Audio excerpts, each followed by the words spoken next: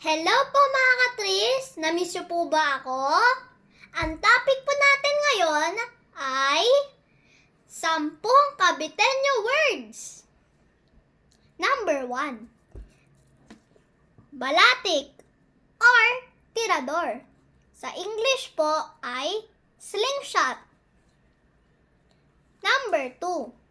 Magkanaw or magtimpla. Number 3. Kampet or kutsilyo. Sa English po ay knife. Para po sa mga estudyante gaya ko po at mga call center pati po ang mga nagtatrabaho. Bugong or baon.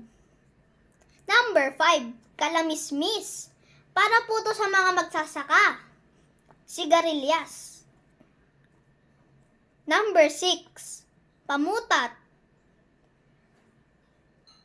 Or sa Pilipinas po, panghimagas. Sa English po, side dish or dessert. Para po sa mga sweet tooth. Timutsang or higad or caterpillar. Sintones or dalandan. Number 9. Taling or nulal. Sa English po, mole. Number 10.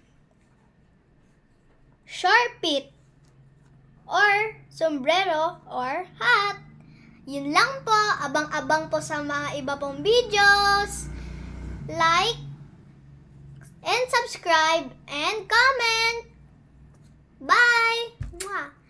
God bless you all!